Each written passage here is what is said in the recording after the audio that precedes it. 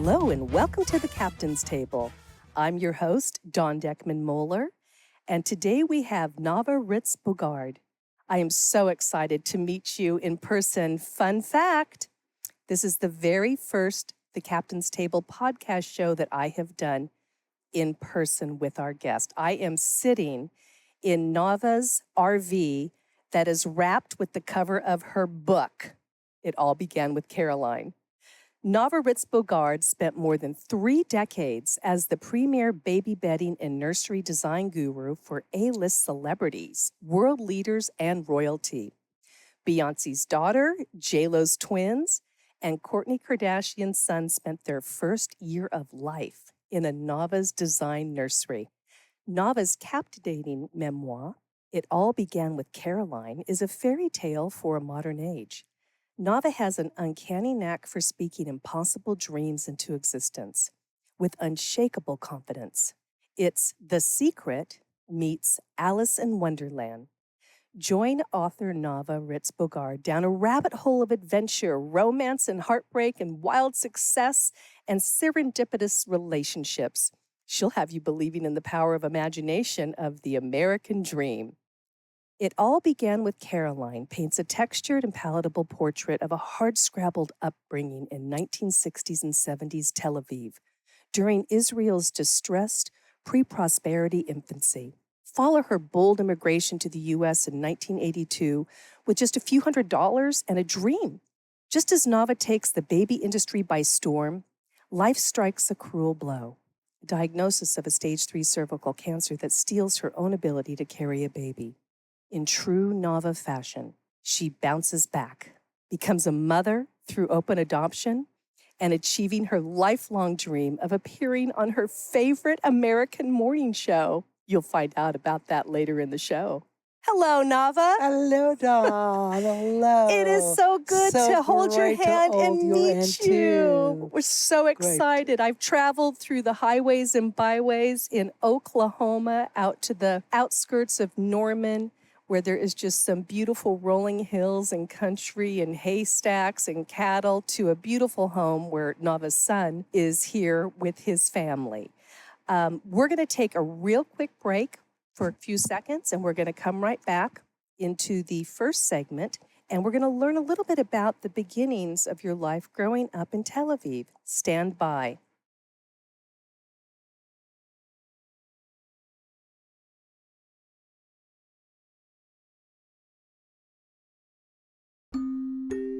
Welcome back to the Captain's Table. I'm your host, Dawn Deckman-Moeller, and our guest is Nava Writz Bogaard.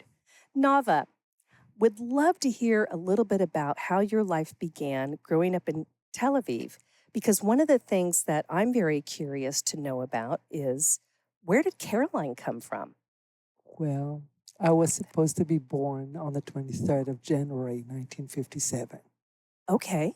And I was late. You were late. And how did that impact your life? I was blamed for being late in my birth right away. So I started off right away being guilty of something that I've done nothing to be guilty of, but it's the beginning of my life. Oh my goodness. And by being late, did that mean that you didn't share a birthday with a famous baby? Yeah, well, because I was supposed to be born on the 23rd, and the date of Princess Caroline of Monaco. Oh my goodness. So we're getting some hints right now about the naming of your book. It All Began with Caroline. I'm going to read a little piece out of your book, and then I want to ask you some questions. When I grew up, I will go to America. I decided I will be an American. The Kennedys became a part of our discussion at home. David, I'm telling you, Jacqueline copied her daughter's name, Caroline, from Grace, brooded my mom. My parents spoke of Jacqueline Kennedy and Grace Kelly as if they were our relatives. After all, in this house, we only gossiped about family members, didn't we? I was sure that those 2 ladies were my aunts. Oh my goodness. Are you saying that you were thinking that? I was sure Well, the names were like sound foreigner to me, but we really actually had foreigner relative in Italy. So the names that are not familiar to me was kind of, I was used to hearing a name that I never heard before. And my mother referred to Jacqueline without saying Kennedy and saying Grace without saying Kelly. So Jacqueline and Grace are my aunt. And I know that it sounds like, how can you make that story up? I did not think that I made it up. I thought that that's the logic explanation of my mother talking with my father, gossiping about a relative, copying the daughter name. That was your reality. That's my reality. I You- was thinking that that is real. So Auntie Grace and Aunt Jacqueline. Oh my Absolutely. goodness. Yes. That's amazing. One of these, gosh, I wish I would have had an opportunity to meet your mom. Was she a little infatuated with royalty, or where did that come from with your mom? I think my mother had a big dream. She Okay. was able to dream really big and convince herself with her dream. Because what is a Tel Aviv woman thinking that if she will deliver a baby girl in the same day of Princess Grace Kelly, Right. what will happen? Will I be going on a stroller with Caroline, with Grace and my mother? She could have called you Caroline. But she wanted to call me Caroline, but because the religious people in Israel thought that it's not a Jewish name. Oh, were you named? I think you mentioned you and your sisters received names from relatives? Grandmother. I was supposed to be named after my grandmother. Okay. The first baby girl born to a family, the mother of the father is named after. And then I was the second, and I was supposed to be named after my mother's mother. But my lucky charm started already, and my two grandmother was named in the same name. So my sister already had the honor, and I was able to get a name that it was very Israeli, very, very, modern name, not very conventional to a Libyan Jew coming from Libya. The idea is that I already got lucky with the name, and because my name is 100% me. There are so many girls out there born with names that they are not connected to or not happy with. I rhyme with lava. For a reason. Fortitude, strong. For a reason. And I really truly love my name. I love your name too. And I wouldn't want to be called Caroline because it's not me. I'm not Caroline. Caroline seemed dainty, elegant, princess-like. I'm more boldy Israeli, as you can say. Well, we should have Neil Diamond write a song about Nava, just like you wrote a song about Caroline, right? I love that song. I do too. I really love that It's so song. famous. Yes. If you could tell me just a little bit, what was your upbringing like in Tel Aviv in the 60s and 70s? You and I are in the same age. So as I read your book, I was just fascinated thinking, here I am growing up in Burbank, California, in your same era, and you're in Tel Aviv. We had a different life than you guys. First of all, we did not have television till 64. And Israeli channels did not start till 68. So all my life, I was listening to radio. Okay. Radio was my dream. I loved radio. And in actuality, the first time I heard English was when I heard the inauguration speech of J.F. Kennedy. Really? And that is like, I was mesmerized with the sound. The sound of the language for me was more of like music. It didn't sound like harsh Hebrew. I was already kind of a snob. I like English better already from age 4. And then my conclusion and my decision to myself, I'm going to live in America. I'm going to have a house with stairs, which came later because when I was watching the Brady Bunch. I was going to say, did you get that from the Brady Bunch? Brady Bunch. I want to have stairs. I wanted Alice. But funny enough, Dawn, I never wanted a dog. I don't know why. That's so quintessential, to have a dog and a cat and a house with a white gate.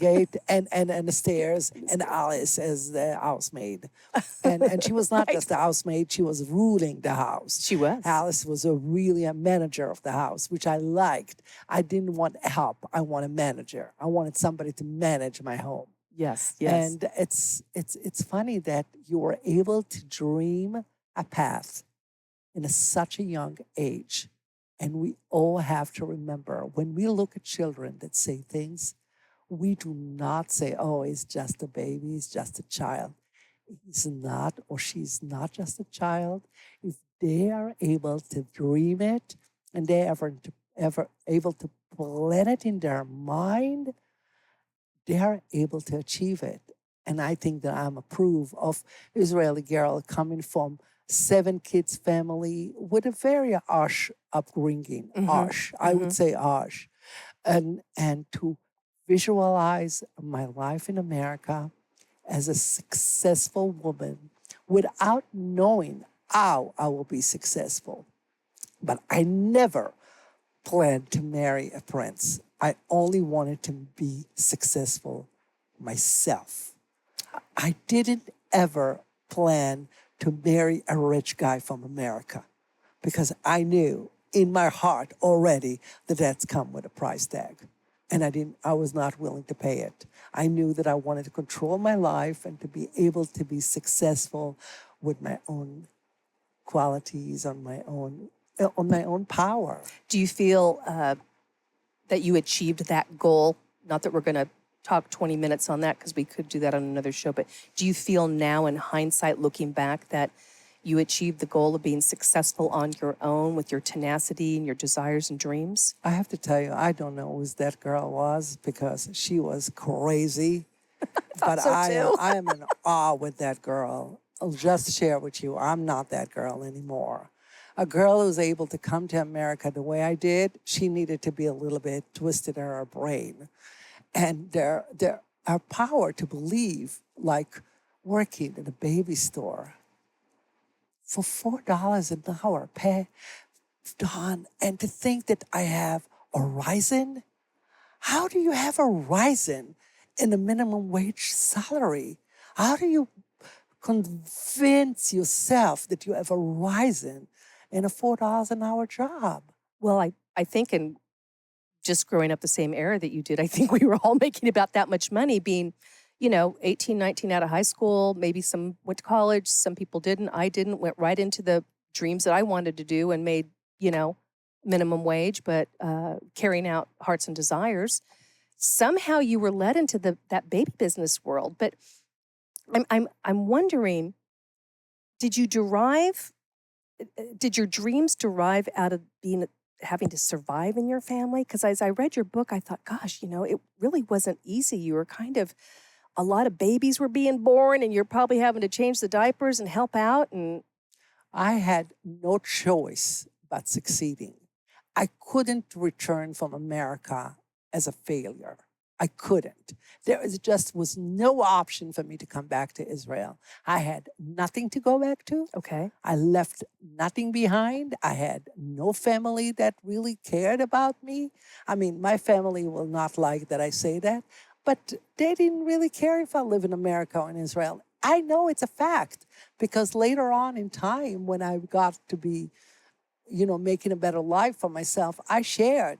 And they loved that I shared, and they didn't want me back to Israel because in Israel I would not be able to share the way I shared when I lived in America. So your parents must have known that you were going to succeed, whether they were there to back you or support you, but they knew in their heart of hearts they had to know that our daughter can do anything, and we're going to just let her run with it, because there was a lot of little stories, little things that you'd go out and get a meal cooked, or you would do something in the household that would just really make the life for everybody in your home better, because maybe your mom wasn't capable of doing certain things.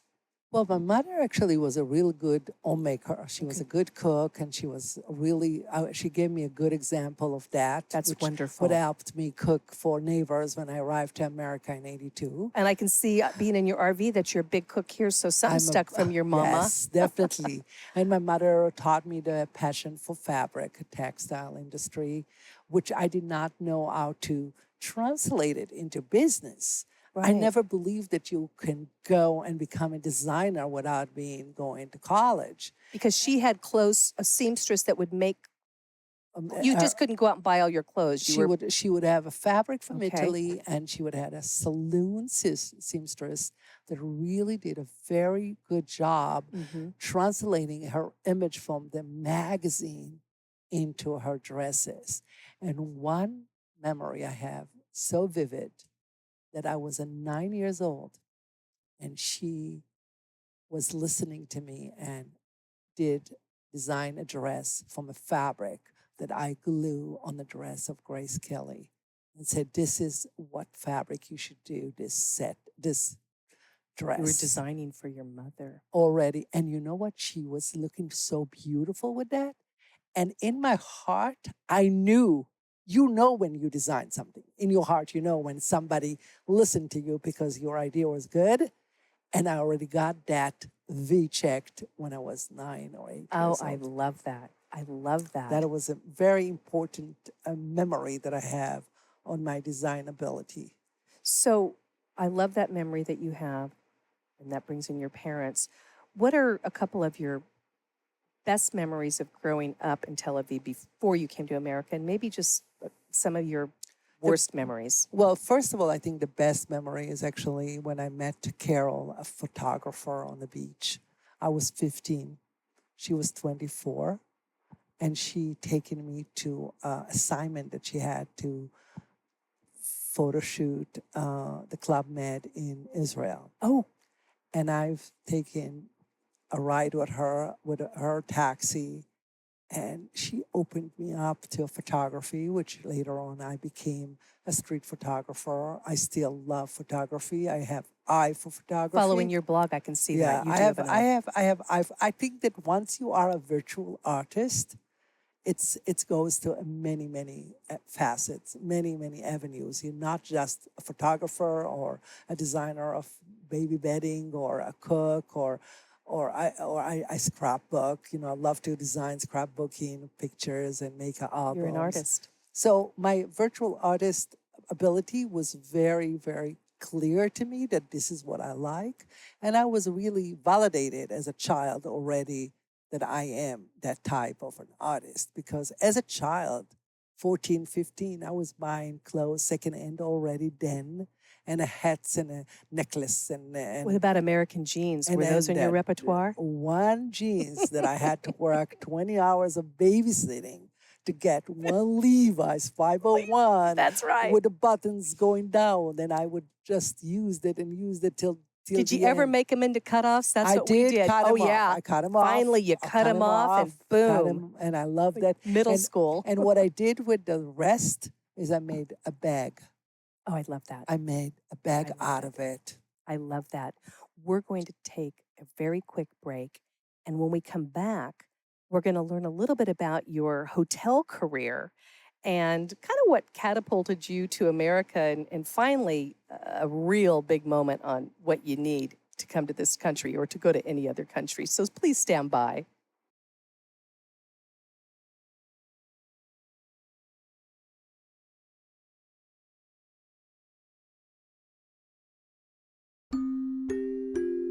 Welcome back to the Captain's Table. I'm your host, Dawn Deckman-Moeller, and we are with Nava Writz Bogaard, and I'm so excited that we're learning more about some of the things that maybe aren't in the book. But I want to find a little bit about your career that you had in the hotel business. I know one of the things I read is that you love the fact that people were coming from all over, so you had access to a lot of languages, maybe a lot of American English accents, so on and so forth. But tell me how you got into that, and maybe how that got you to maybe the next step of coming to the U.S.? I knew that in order for me to live in America, I need to learn the American way. I need to speak English. I need to know the way that they handle things. You know, I remember I was just writing about that. Somebody told me that they are from Little Rock, Arkansas. And at the time, I'd never been to America. So he asked me if I've been to Little Rock, Arkansas. And snottily, I said, no, I just want to go to New York. And he said, well, New York is not really America. and we have to agree, because now that I've been to Little Rock, Arkansas for the first time in my life, I would say that it's the America that New York does not have.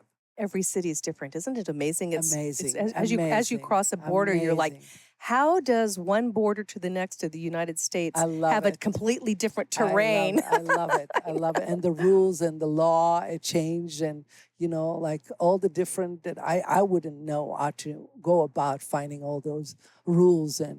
But I really loved being able to help people that come to the hotel with my ability to remember names and room numbers and So smart. whereabout.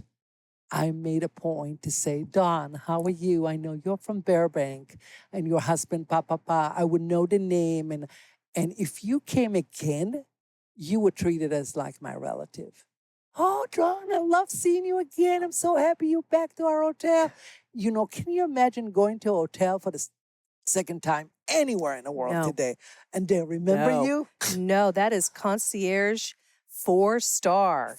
5 stars. 5-star. 5 stars. Michelin. White glove White stars. glove, yes. White glove stars. So you must have known that, well, I think that's your personality. I don't think that's anything that you practice, but you knew that would take you a long way in your career. I did not. I did not. did I not. did it from the core of my heart. One of the things is that I always wanted to be a guest. So one day I will come to a 5-star hotel and I will be a guest. One day when I live in America and I will make it in life, I will be a guest. And I did, but it's never felt as achieving anything. Okay, when you check into a hotel today, do you feel achievement?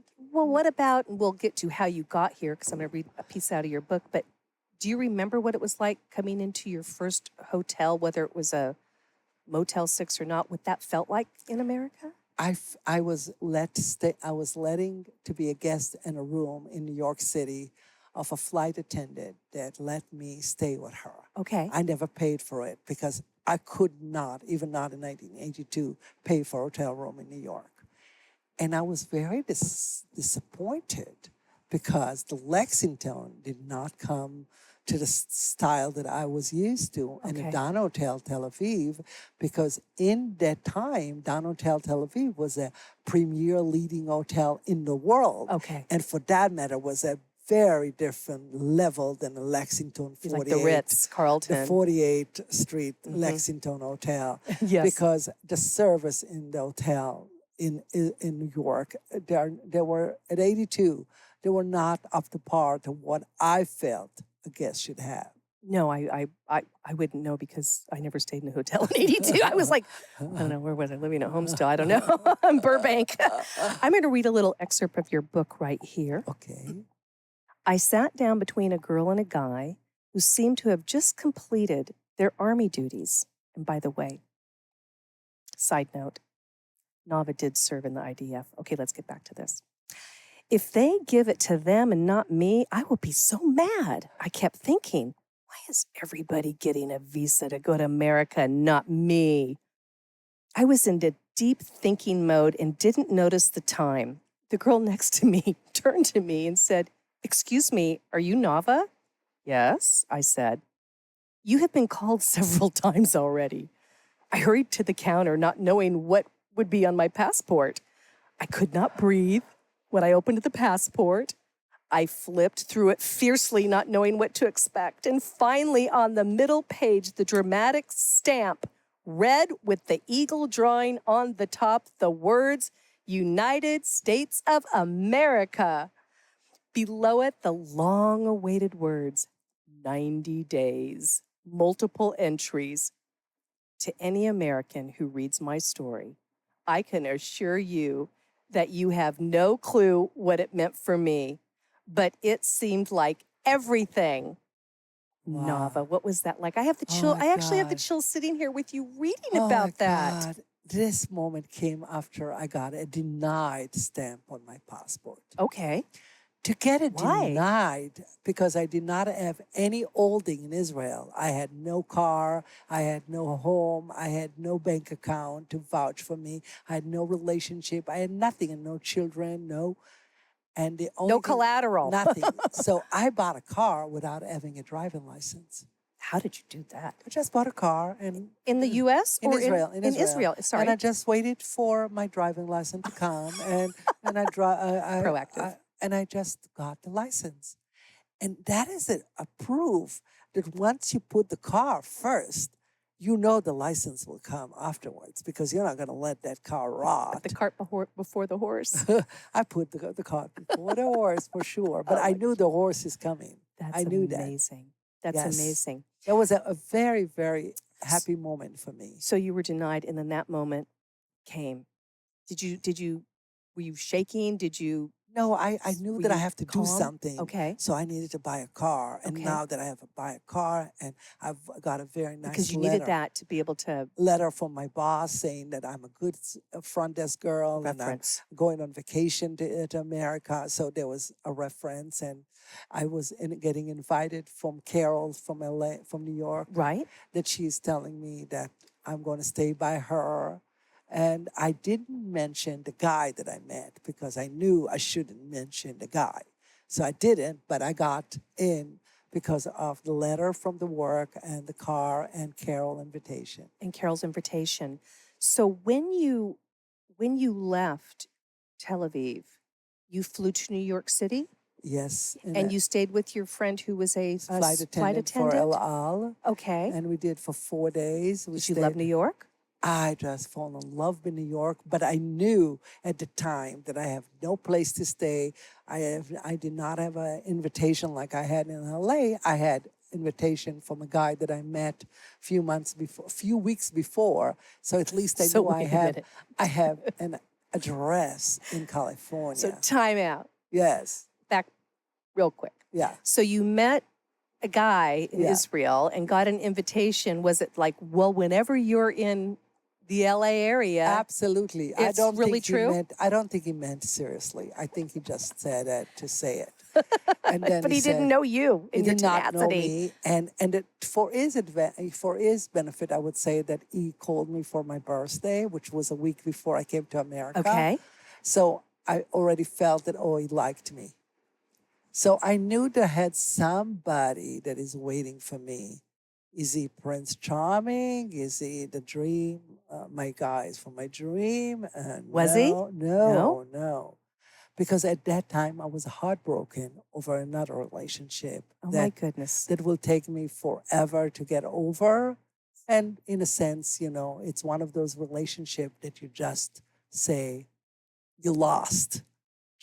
It's like bank account that the bank, when they are wipe up loans Right. that never got paid. Right. This is another thing. You did that just walk from that. I walk from. But you made a friend. Yeah. So you made a friend, and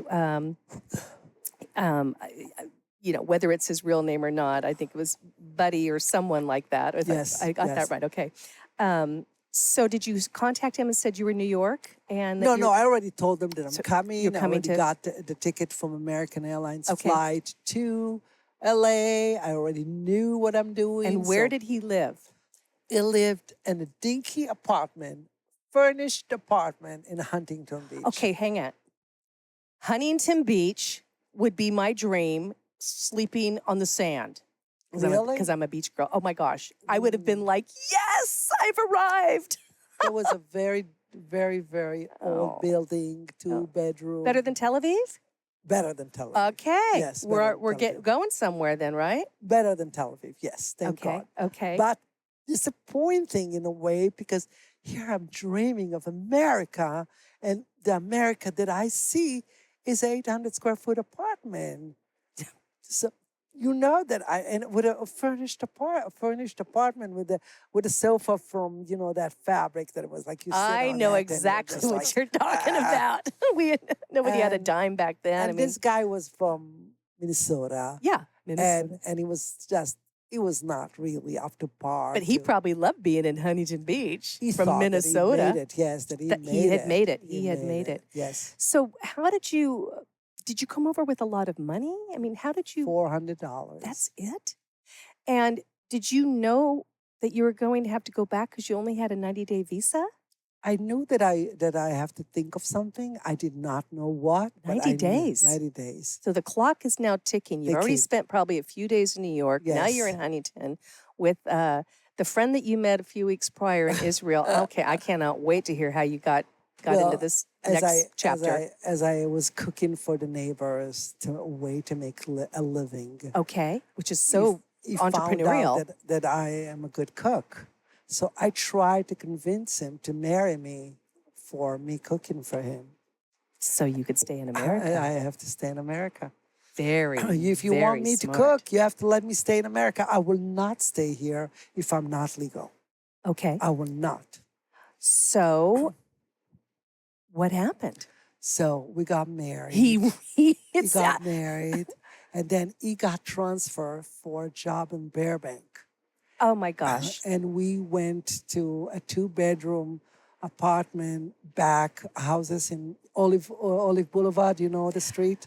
There's 2 houses in the front and 1 in the back. So as Nava knows, and I'm letting our audience know, I'm a second generation Burbanker, and Olive Avenue is the main drag in the town that I grew up in. So I think I know right where that place is. 551 North. Oh, 551 North Olive Avenue. been there a million times. Probably across the street from the Catholic school we went to. Absolutely. Well, go on. So you guys had to move to Burbank, away from Burbank. Huntington. Okay. And then I wanted to stop cooking because I wanted a clean job. Because in my dream to be appearing on Good Morning America, I needed to validate the reason they will interview me. And they will not interview a lady that cooks for her neighbor. So I want our audience to catch that one moment there that Nava had a dream to be on Good Morning America. Note to self. So what was your next step as far as work? So I figured, okay, I will be working in a good place, that it's clean, that I can get dressed up, and I will meet the people of Sherman Oaks, California. There you go. There you go. And Sherman Oaks, sure enough, was the Encino people and, Calabasas people. And I realized that there are different type of people in that side of A little more fluent, maybe? much more. And it really was back then.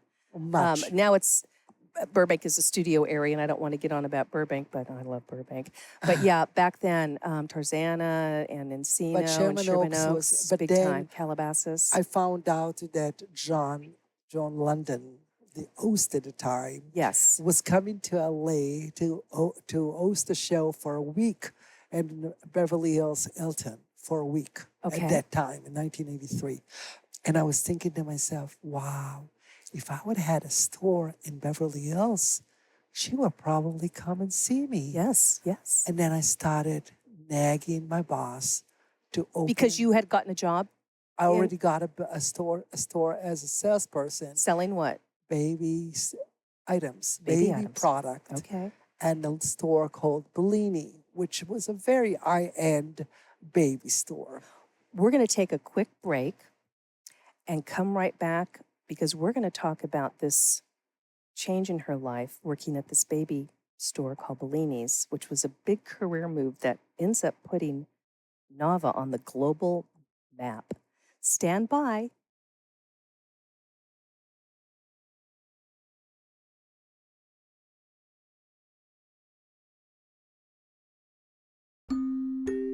Welcome back to the Captain's Table. I'm your host, Dawn Deckman-Moeller, and we are enjoying listening to Nava Writz Bogaard share her life story and a little bit of her memoir, portions out of her book, which is called It All Began with Caroline, based on a true story of her life.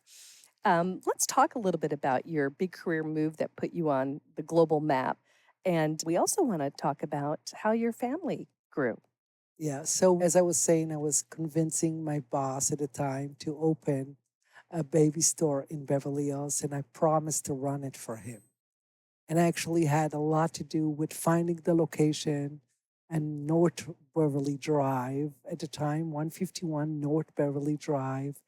And Rick, the guy that it was the broker, was sure that I'm the owner because I called about that as if it's mine.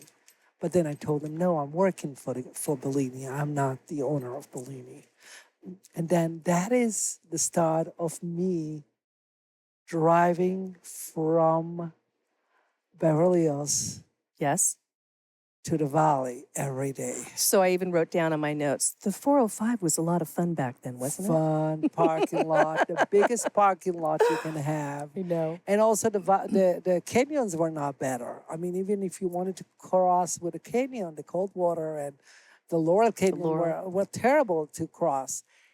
So as a way to pass time, I ended up going to UCLA and listening to lectures. It's wonderful. Different type of topics. Were you auditing classes? It's considered auditing, but it's not really auditing because I was never a student. So you're supposed to be auditing when you are a student of UCLA. Yes. It could not have happened today because today you have to put your student card key in to enter any lecture. That was very wise of you. I just wanted to listen to something and maybe better my English. What a great opportunity. And better my English because I remember there was some words that the professor would use that I did not know. And I had the dictionary in my hands and I would read the word and translate it and keep it in mind because here I am, Israeli girl who never studied officially English. And I hear the word ostentatious. Mm-hmm. Oh, what's that? Okay, let me go to the dictionary. Let me find what it is. And now I know what is ostentatious. Oh, my goodness, Nava. And then the lessons and the classes that I entered was picked by me just by choice of sociology, psychology. You know, whenever I got to a topic that it was not for me, I would just leave. That is so cute. I'm going to read our final segment out of your book here. It's going to pivot us to our next discussion. What a grand crib, I thought to myself. I examined it again and again. There were also pictures of Caroline with her mother and brother at a funeral. Caroline was holding a notebook, and her brother, so young, saluted at the coffin wrapped in the American flag, a flag that would one day be mine too, I swore. So now you're in America, you have this new job in the baby business, and we just read about a baby crib. Tell me about what happened next. Well, the thing is that my dream is to have a house with the stairs. And I'm making $4 an hour. That's not going to happen. So I moved to $8 an hour in Beverly Hills. Okay. $10 an hour. It's not going to make it. I'm not going to be able to get the house with the stairs in Encino for a $10 an hour worker. And I got so lucky and got into a class in business one-on-one. And in that class, he was saying, look around, find out what they need, even if they don't know it yet. Okay. Find a way to give it to them, but first, make sure they're willing to pay for it. And that is the 100% bingo to my brain to find out what they need. Okay, so what do you think people needed? You were working in the baby cribs, the baby, and you know, there's you know, you have a pillow here, or I don't really remember what it would look like if I went out to shop for a baby crib in the 80s. But what was it that changed that industry, Nava? I think the drama, we got into a drama. That lady that came to me with a pillow from her den sofa, because she wanted to match the bedding to her sofa because the den will still be the nursery and her mother is staying with her. So the colors of her sofa was peach and gray. Peach and gray. In 1986 or 5, which nursery had peach and gray? Those are colors for home decor. They were not for a baby industry bedding because at the time there were balloons, hearts, bunny, bears. Those are very sophisticated colors and together. Those are very sophisticated colors. And she made me realize this is what they need.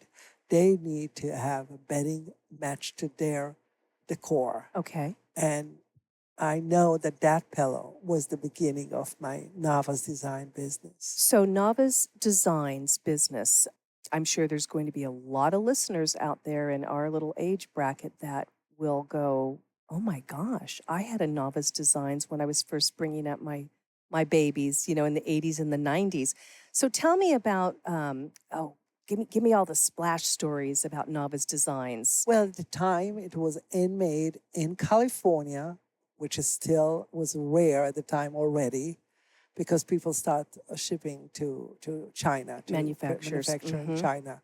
So I was made in America, and I will provide you the service of creating a nursery based on your choice. Custom.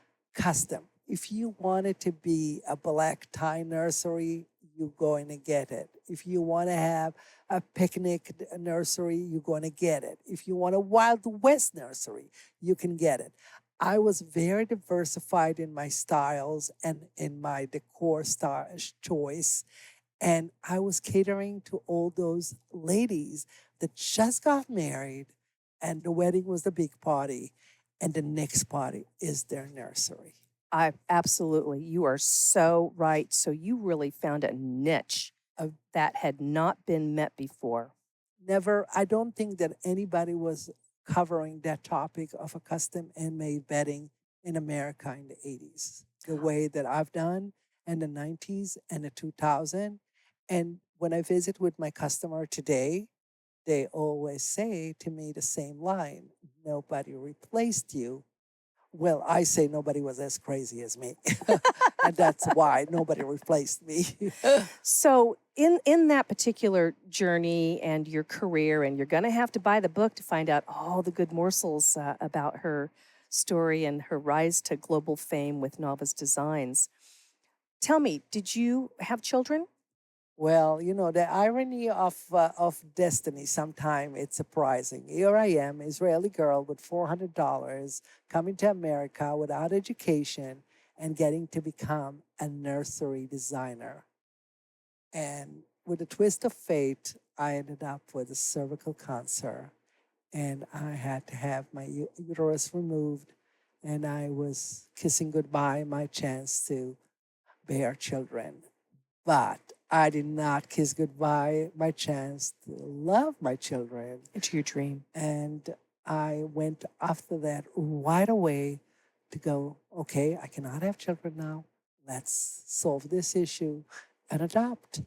And I chose a way to adopt that was so new at the time. In the late 80s, there was no open adoption yet. So, you know, it's like today.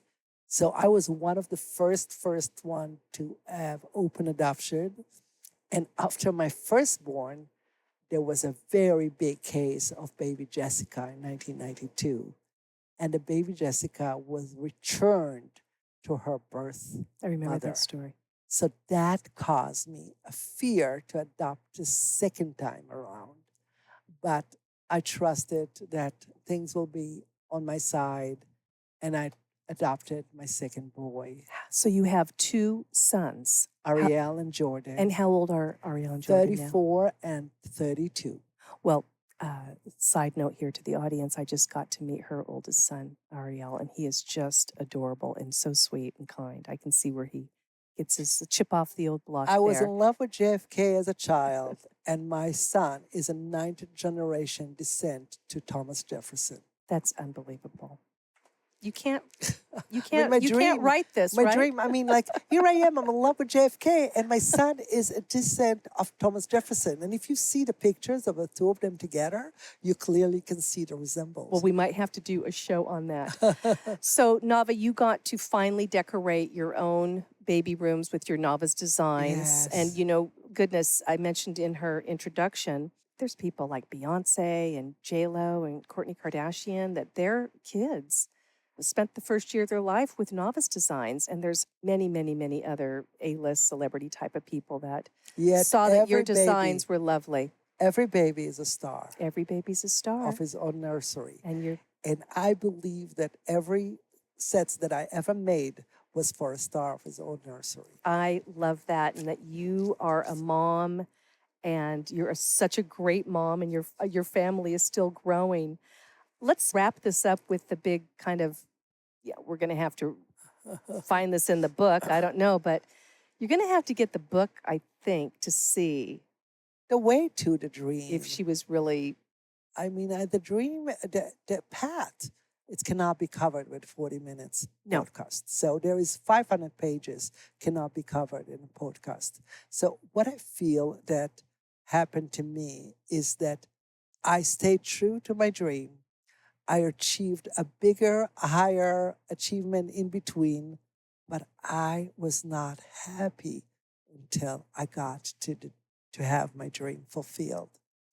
And that is like the way I see it now is that I had to have some stars out there working for me, because the idol of my dream, John London, ended up being a mother at the age of 53.